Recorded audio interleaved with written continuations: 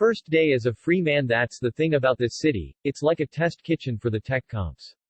When it works here, it works all across the country and region. You can imagine in this 15 million citizen megapolitan everyone with money draws their claws and the next thing you know it's a dog-eat-dog world. Sharing economy is a pipe dream, a future elitist utopia. It does work like that, sometimes, but the cutthroat battle is not for everyone. This is Jakarta, where the old meets the new. The rich get richer, and the middle is trapped even inside the two-income households. I don't even get half of the sentences. When she speaks in Indonesian, there are many words that do not sound like slang, so I take they must be English, but new. Like, the modern things in the English language. I decide to brush them off and focus on the things I know. Anything that goes after the three words future elitist utopia. And the poor? I ask Monica, my counseling officer, who is busy sorting her dividers in the binder next to me in this car. It's not exactly a secret, so I catch a glimpse of my release documents. The poor? She smiles sardonically. Her eyes stare at an elusive point atop the blurred skyscrapers in a distance that create a jagged skyline. Since when this district was inhabited with more towers than normal houses? I wouldn't know because the ages progressed while I was still incarcerated. Many things happened within 2 decades. Or exactly 2.5, the sum of my time behind bars. Why do the motorists wear colorful jackets? My mouth spews words before I can think. Perhaps I lost the capability to think, or it's just simply the new reality that amuses me. The last thing I remembered in the 90s and 2000s, people wearing uniform vests were of the biker gangs, notorious for robberies and harassment. They're from the ride-hailing apps. What is a ride-hailing app? What is an app? I feel like a toddler who throws too many questions at his mother. Even after many decades I spent under the sun, I still become a burden for other people.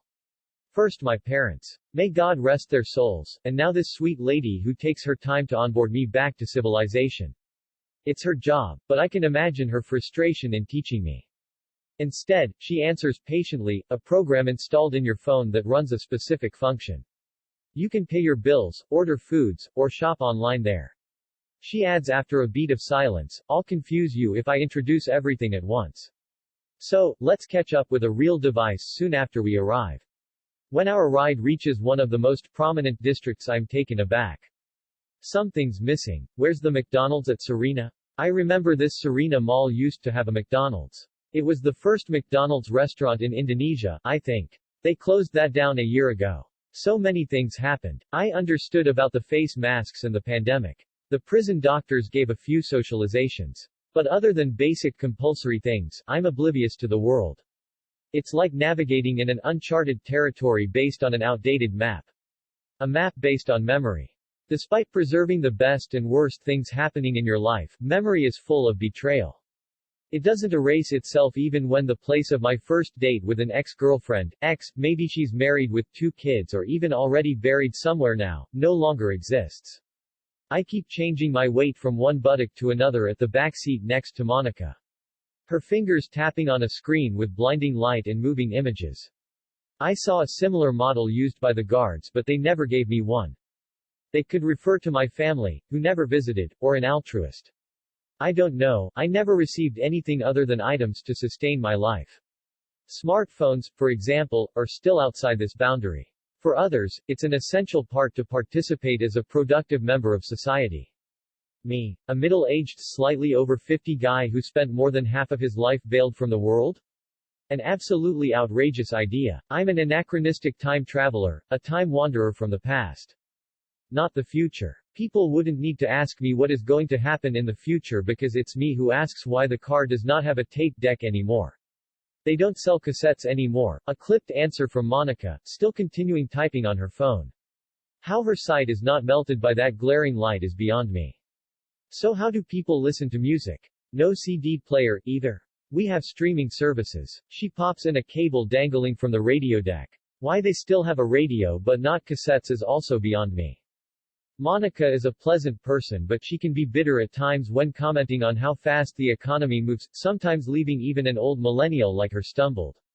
Maybe she directs her anger towards herself. Or her frustration and anxiety if I could ever fit in. I have no idea which. People The Dahlia show father sat with his legs outstretched in front of the gas fire, his feet so close to the heat that the steam rose in a continual haze. He was still wearing his gardening clothes and the bottoms of his threadbare jeans were circled with mud which would eventually set solid and flake onto the carpet as he moved about the house. As he dozed, his head flopped to one side, the light from the standard lamp emphasizing the weathered skin of his face and the dark circles of tiredness under his eyes. Even in this restless sleep it was as if he was fighting off some yawning slumber that had grown from a life of hard physical labor, poverty and drink. Within the narrow limitations of our world, I imagined we were never a particularly unhappy family. We were mostly respectful of each other unless father was suffering one of his tantrums. It often worried me that there were too many long periods of silence between us, but I think those were the times when the bonds were given space to heal. We lived in a somber world, as efficient as it could be given how poor we were, but it was a solemn, colorless existence. I was very close to my mother and remained that way for the whole of my childhood. I would happily share with her the few secrets I could muster. I think she valued those little moments more than she ever let on. I sat at the dining table reading a book about aeroplanes, every now and again looking towards my father to see if his head had dropped low enough to cause him to wake up. Which he would do with a grunt and a sigh. But tonight, maybe because the room was sauna hot, he remained motionless, snoring steadily and deeply. I could hear mother in the kitchen putting dinner plates back into the cupboard and laying the cutlery back into a drawer, actions timed perfectly with the 6 o'clock chimes of Big Ben on the radio. She came back into the room and sat next to me at the table so as not to wake her husband, but accidentally knocked her knee against the chair leg and he woke with a splutter. That was a meal, that was, he grunted, thinking we hadn't noticed him sleeping. Then, in one move he lifted himself slightly out of his chair and grabbed a thick wedge of seed catalogs from the table. Best get those Dahlia steaks in tomorrow, young fella, Malade. It was almost as if he felt guilty about the time he'd wasted sleeping. I suspected it wouldn't be more than a few minutes before he started another little job somewhere about the house until tiredness claimed him again just after nightfall.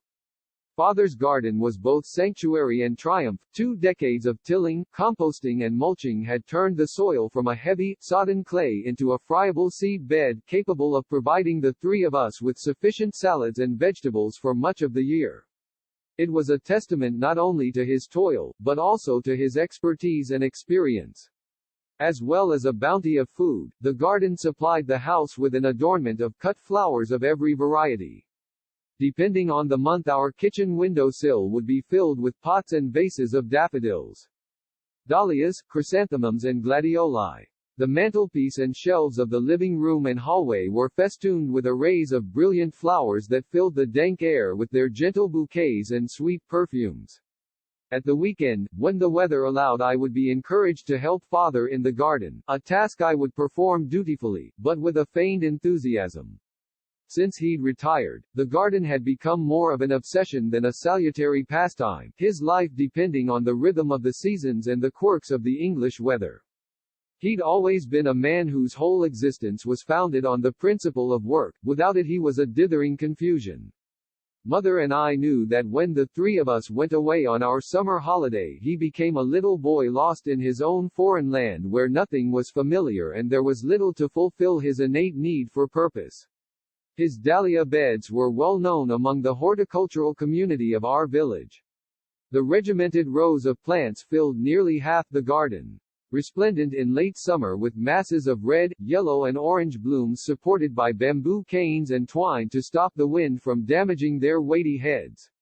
Father would carefully select a small number of blooms for the village flower show, covering the individual plants with fleece to prevent them from scorching under the summer sun. The show was the pinnacle of his gardening year, but despite never having won a first prize with his dahlia blooms, he'd gained numerous thirds and a sprinkling of seconds. I struggled to see the difference between the prize-winning flowers. To me they all looked pretty much the same. Father would tell me about how the lower petals of a winning bee